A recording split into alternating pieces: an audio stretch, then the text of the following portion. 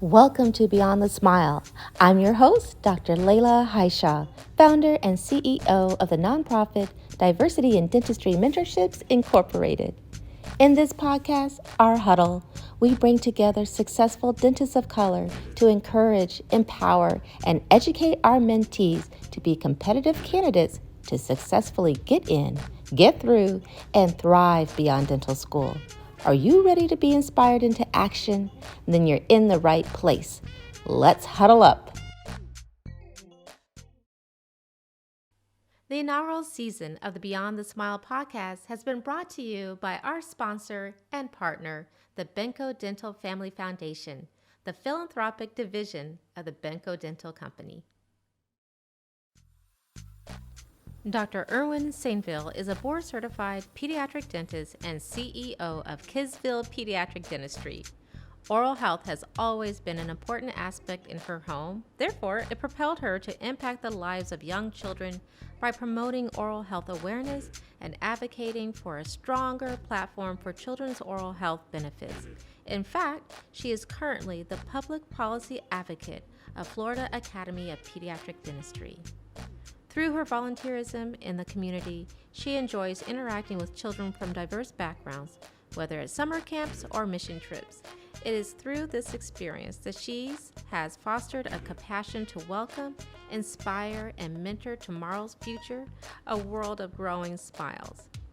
Her studies entail a bachelor's in science and master's in science from the University of South Florida. Upon graduating, she worked as a research associate at the University of Miami in the microbiology immunology department conducting trials for HIV vaccine. She then matriculated to Meharry Medical College, where she obtained her doctorate in dental surgery degree in 2014. Dr. Sainvil completed her pediatric dental residency program at Boston University. Recently, she has successfully completed a full-time master's in business administration from the University of Florida. As a young entrepreneur, she believes in networking and highly supports professional networking events for those interested in launching their own business. Her biggest advice would be to create a detailed business plan, which should incorporate a mission statement, vision, and core values, the research of product and services, and target audience, and of course, unique marketing advertising strategies. Learning how to represent oneself through their brand has been at the top of her list. Dr. Sainvil strives to be an impactful leader and embraces inspiring young dentists to shadow her at her clinic. She constantly lives by the phrase, "To teach one is to reach one." Let's join the huddle. Well, welcome back, everyone, to another episode of Beyond the Smile. This is the podcast and huddle for the nonprofit Diversity in Dentistry Mentorships. I'm your host and proud founder of the nonprofit, and I'm so excited for you because today is going to be a wonderful conversation. You're going to learn so much, and we have a bonus. I want to first just welcome Dr. Irwine Sainvil, who is a board-certified pediatric dentist, and we're going to get into her story and her gems that she's going to share with us, and definitely her secret game plan for all the success that she has already experienced. But I'm so grateful to just introduce our sponsors here, that we have Dr. Romano and then here with D.A.T Destroyer and Nancy as well. They are the founders of D.A.T Destroyer. Been around for almost 2 decades. Been teaching even longer, over 3 decades, but the D.A.T Destroyer has been one of those tools that has been responsible for getting so many students into dental school, to achieving their dreams and their goals. And we are so thankful to have you here to tell us a little bit more about it. And then, of course, to have a giveaway so that you guys can definitely succeed in getting the score that you can destroy so you can get into dental school. So I'll let you take it away. Okay, I will. I'm going to get Dr. Romano now. I've spoke a little bit, but anyway, I'm Nancy. Dr. Romano and I have been together for many years. We're always together, just about all the time, whether answering, we not only did we develop the D.A.T Destroyer, Dr. Mono actually wrote that book himself. Wow. Most companies out there had big teams, but he was just very gifted, individual. And what students don't know, a lot of students don't know, and I don't know if anyone in this room, he went to dental school. Dr. Romano became an oral surgeon, but decided he liked teaching more. We're an odd couple for sure. So that was his big passion. And I think he made a right choice of doing that. So that's kind of how all that more or less started. And we do classroom too. We teach, we're teaching in person. We haven't gone back into the classroom. So we've worked with a lot of students through the years, a lot. And Dr. Is it Sainvil? Am I saying that correct? Sainvil. Sainvil, yes, your pediatric dentist, and a student that came to me. She graduated from dental school, Buffalo, and she's applying now. She's applied to a lot of schools. She wants to go into pediatrics, so got my fingers crossed for her. So. Oh yeah, well, it's the best specialty. I mean, we're just. It is, and it's one in the Bronx. I forget the school, but she was all over. She got quite a few. Not acceptances, invitations to interview for that. So I'm going to get does anyone have any questions for me? He's the one who wrote the books. He's the mastermind behind that, and he can tell you more about that. I'm more the person at his side. I've learned a lot. I'm the one who, I know how to type organic chemistry all day long, but he's the one that wrote it. He's the one that teaches it. He's got a photographic memory, can probably go to any problem he wrote in that book, but he can tell you more how students can use that successfully, because we've had great success. It's not an easy book. No, wow. Yeah, I just want to thank you, because it has been such a great, you have given back so many years in helping, especially students from underrepresented backgrounds, to really have this access to help them to be strong at candidates. So thank you so much for giving back for all these years, and definitely for being partnering with us during this this important work. No, I'm excited. It was tonight, and it's not that late, but we're not young spring chickens. Right. We don't stay up by 10 o'clock. Well, great. That's one thing. But anyway, I'm pretty high energy. Dr. Romano, would you like to speak to them now? Okay. Those are cute. I know, we're kind of informal. Okay, ready?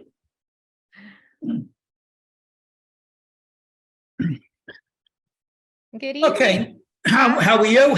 We are great. We're very excited to have you guys be a part of this today. Okay, I don't have the personality of Nancy Steen, so let me just get right to the point. I wrote in all the questions in the Destroyer. I've been doing this for about 35 years. When I started when I was in school, Romano Scientific in New York, and I've taught the MCAT class, the D.A.T class, and the O.A.T class for an enormous amount of time. First of all, we have a study group, which I'm hoping you all join tonight. It's on Facebook. You would just type in D.A.T Destroyer Study Group. In that group, I have a whole bunch of things. What I like to do in that study group is to go over some types of questions that you will see landing on the D.A.T exam. And you can see other students and interact with other students as well. The thing that I think is the most important as far as the D.A.T or the older MCAT or any of these exams is you have to build your foundation. That's the bottom line. There's a lot of people would say, well, the Destroyer is really hard. I think it is hard. I think it's a hard book, but you need to know the foundation and the basics. If you give me a problem in Chinese, I don't know Chinese. Everything is going to be hard. But if you can teach me the basics, then I can be able to handle it. Let's face it, these teachers suck. You know it, and I know it. It's a gross waste of time. So usually what I like to do in my class, in my D.A.T classes, like I do with the online class, the Zoom classes, is you have to build a foundation. There's no way you're going to be able to do a Michael reaction if you don't know the basics of a Michael reaction. If you don't know what to look for, you don't even know if it's a hard Michael reaction. Or if I said this is a Suzuki reaction, or this is the Nernst equation, and all this stuff landed on the D.A.T. It's not like I'm just pulling this out of thin air. So the bottom line is, if you go to our website, that's orgoman.com, the website, you will see a whole bunch of books that you might be able to use to build your foundation. We have the Gen Chem Destroyer if you didn't have a good foundation in Gen Chem. Without a good foundation in Gen Chem, I think Orgo is really hard. So before you do anything, make sure you build up the Gen Chem first.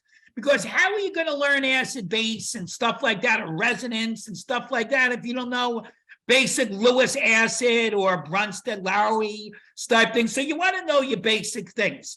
So I think the Gen Chem Destroyer will probably be your best bet. If you're pretty good in Gen Chem, you might say, well, let me go to the Odyssey book. The Odyssey book, again, I've used in my class over the years.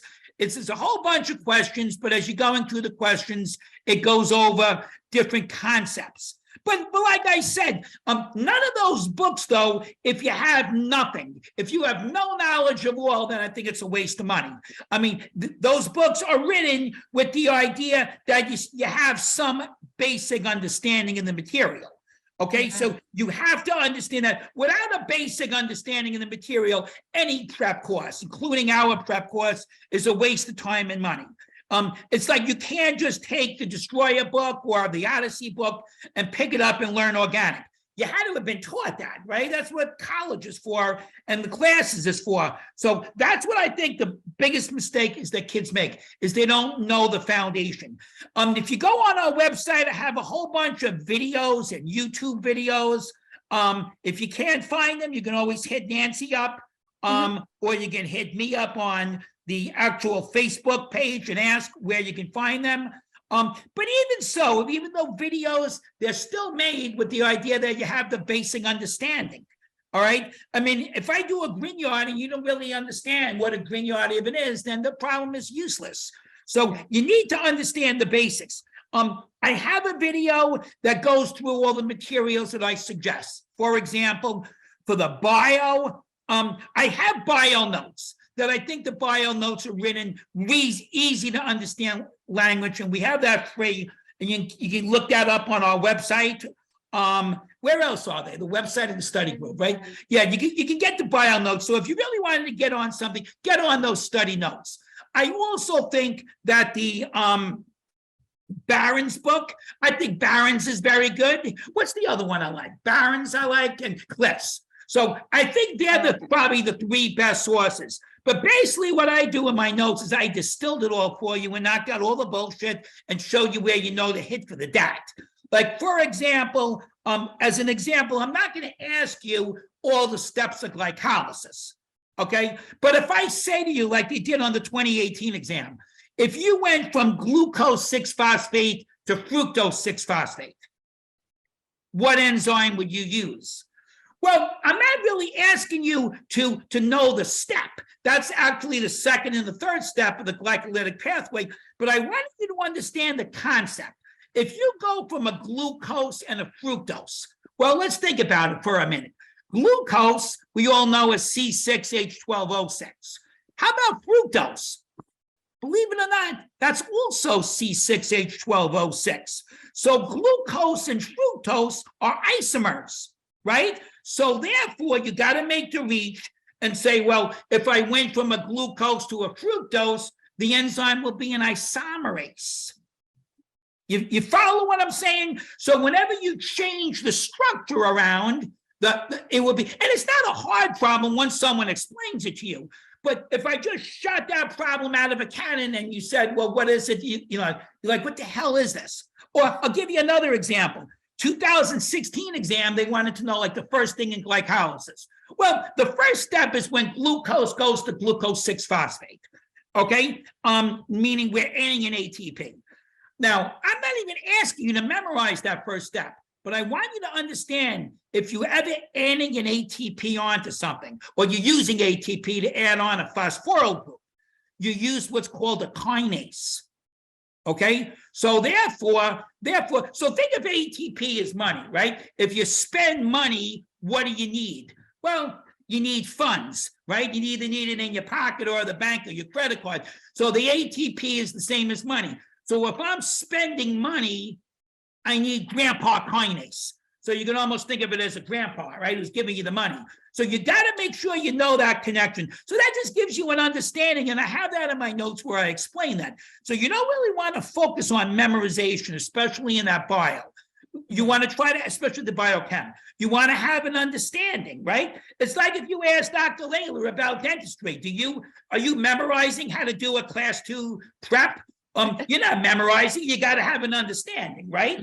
You know, and when you go to dental school and you're doing all those preps, class 1, class 2, they show you the ideal, but what's going to happen in real life if it's not ideal? Well, you still got to have an understanding, right? You need to understand, you know, there's something called retention form and stuff like that. So you still got to understand the concepts. So in the direction where you guys are going, the concepts are the most important. As far as that organic goes, hopefully you had a teacher who was decent, or you have a textbook. You need a textbook. The favorite book I have is the Klein book. Klein book is the favorite, is the easiest book. There's no book that you can say that I haven't read. I've read every book in England and Great Britain and India, United States, whether it's Klein or whether it's Solomon or Bruce or Wade or Jones or McMurray. They're all good books. So if you had a book, I would save you money if you didn't have the Klein book and you're using your book to look something up. I think that would suffice. I think that's fine. As far as the GChem, again, you should have your college book. Books, again, a McMurray, Brown and LeMay is good. My favorite happens to be from a friend of mine, Raymond Chang. So there's a lot of good books, but you have to build that concepts up. When I do those videos and when I do the destroyer, I'm not going to teach you the symbols. I'm going to want you to understand that if I say Na, you know that's sodium, and K is potassium. Right. And I know what you're thinking, you know, that sucks. It does. It does suck that S is for sulfur and O is for oxygen and N is for nitrogen. And then all of a sudden we turn around and say, oh, W is for tungsten. A lot of those symbols, not a lot, a handful, right? A handful like tin, SN, or lead, PB, come from the Latin and the Greek. So you got to know a few of them. All right. So again, I kind of review the ones you need to know. If you're not sure, the ones you need to know.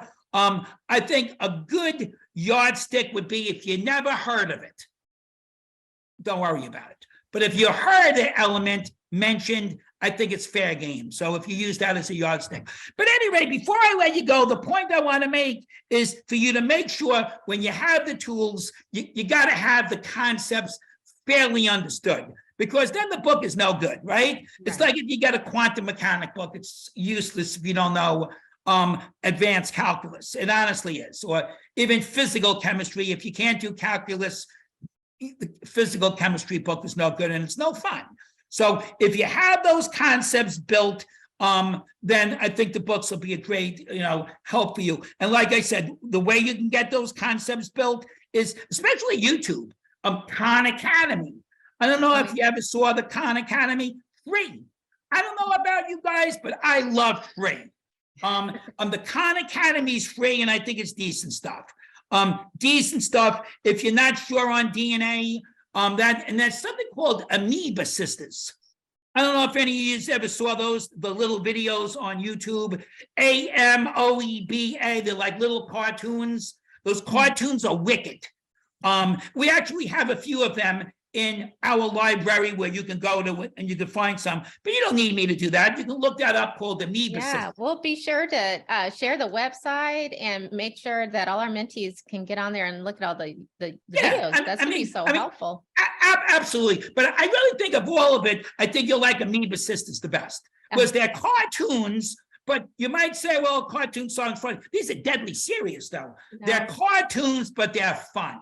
They're fun. That makes it memorable. If you want to go over mitosis and meiosis and Down syndrome or any of the pathologies and stuff like that. So you got a whole bunch of avenues where to focus on, and you got a few routes. So so the books like Cliff's Barron's gave you, YouTube, all bunch of free resources as well. Oh. All right, but I would love for you to join my group, look around, you'll absolutely love it.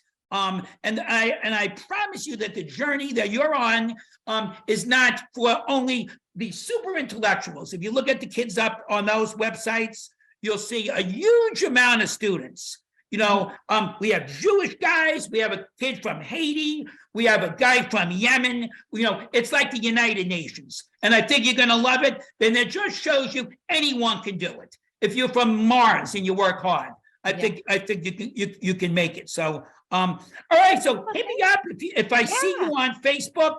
And you need to reach out. I'm there for you guys. Thank you so much, Dr. Romano. All right, bye-bye to you. You guys have a good evening, and we'll let you know who won the book. Okay, I'll just say goodbye. He comes in and out. In and out. It's like a tornado. Well, thank you again. Thank you for your time this evening. And thank you. Thank you for letting us come in. But please do, you can message me. I'm sure you'll find the study group or the, but if you go on Instagram under my bio and click that, it has if the students want to find that, because the study group is what I do like about our study group to others. That is for study. We don't let a lot of extra chit chat go in between. So it's real serious problems and good learning. So the study group you have, when are the study groups?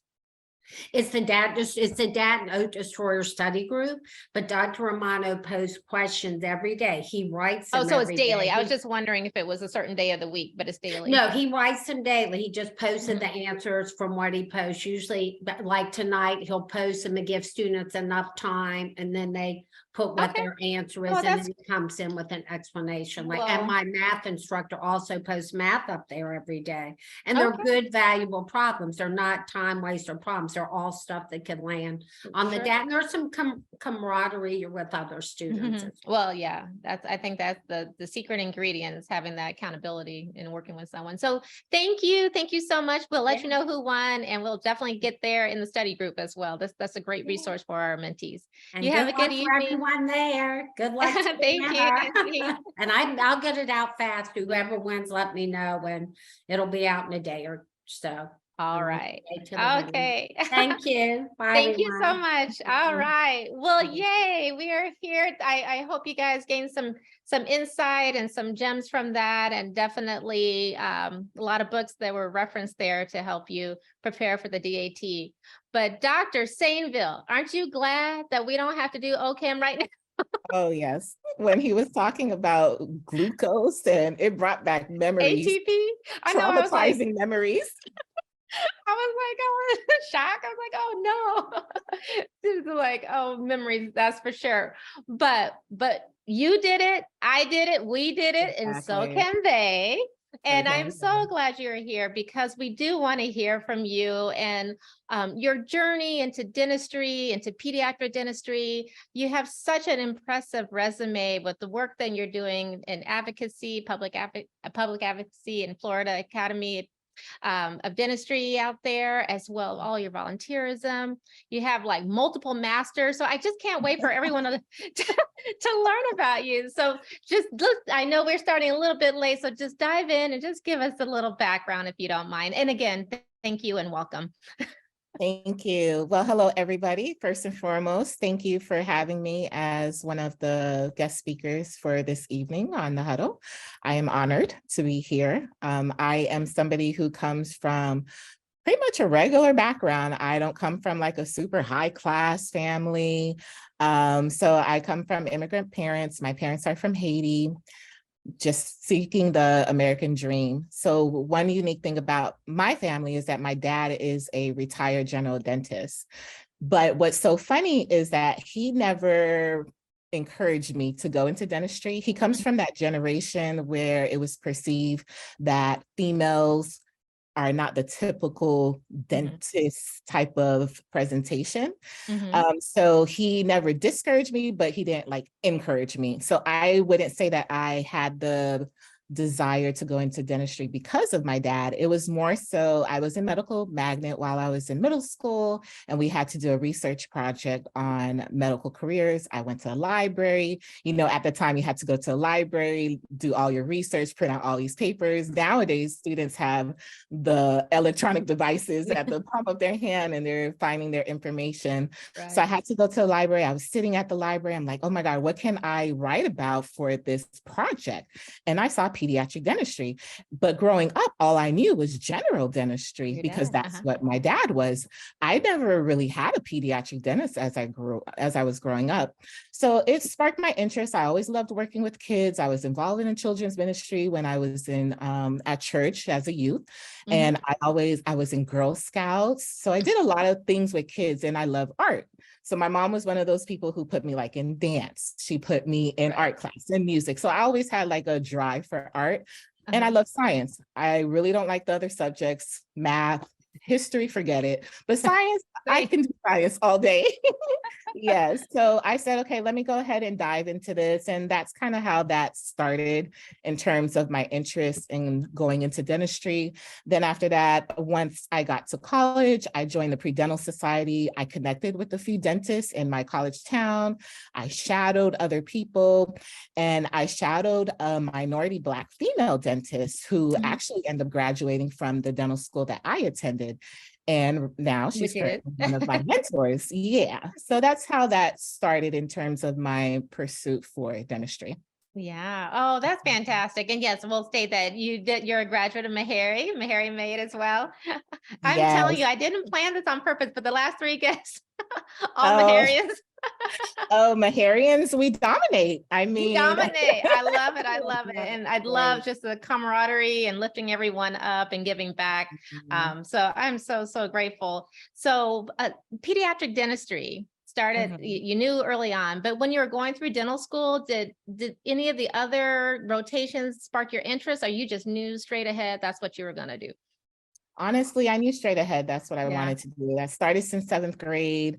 I liked prosto, I liked implants. Oral surgery, I wasn't really too big on, but I really love the cosmetic side of dentistry.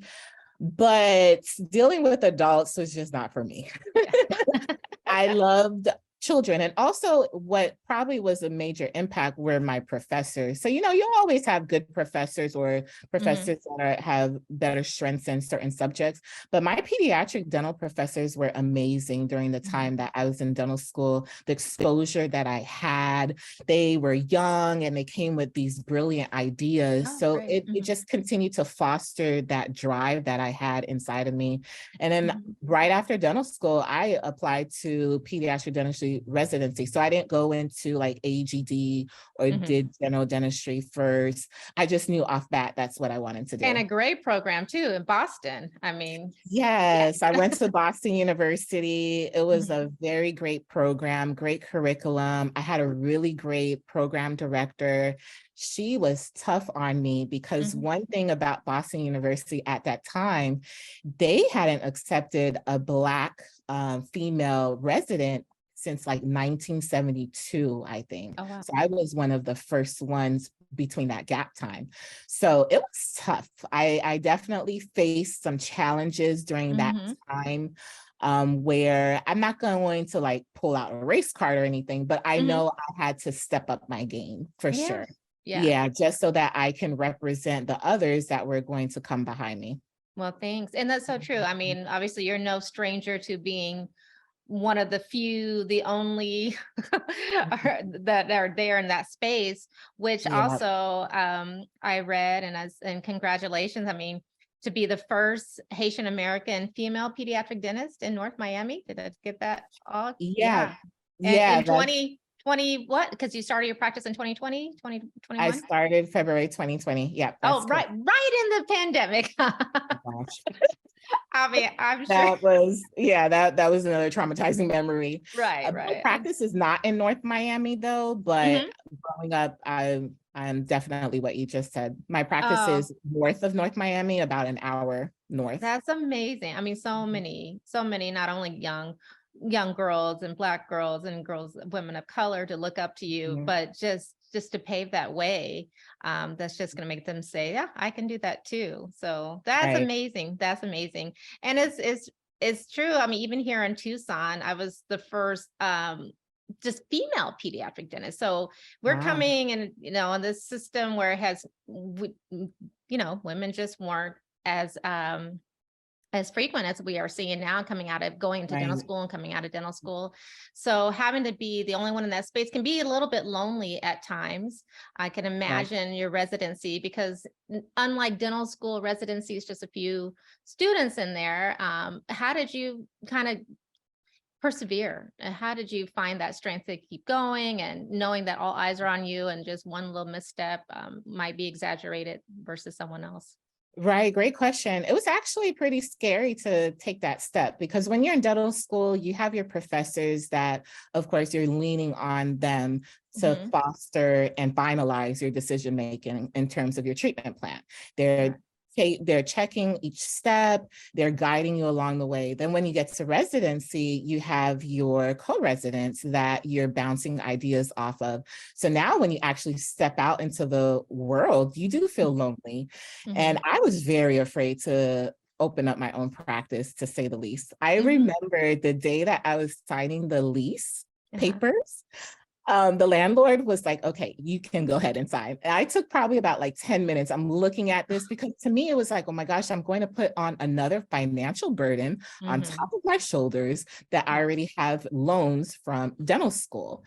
And I graduated in 2017, so not too long ago. So, the tuition is pretty high. Imagine now. So taking on that step was like, oh man, who am I going to lean on? I'm going to I'll have this practice all by myself, and I just don't know where I will go. But one great thing, I had a great relationship with my co-residents. So we have a WhatsApp group. I promise you, like during the day, we're always sending each other x-rays, or we're saying, hey, I have this case coming up in about an hour. What would you do? Or I have this mom, she is doing X, Y, and Z. She's close, she's extra. What should I do? So we bounce off ideas, even though we're not physically present, but at least thank God for electronics. At least we can use our cell phones. We're just a text message away. Even my classmates from dental school, we're always texting each other. So the biggest thing that I would say is keeping the connection. So you don't want to step out into this world where, yes, you're a professional, yes, you're striving, but you can't forget about the others around you, in terms of you're not going to know it all. Even if you've been practicing for 40 years, there's always going to be a new case, a new scenario that probably you never faced before and somebody else did. So that's why I'm always connecting with people, always networking. So I feel like that's what has helped me stand strong and be able to persevere and not want to throw in the towel, because it's not easy. Not only are you dealing with the clinical aspect of pediatric dentistry, is not working on kids is not the easiest thing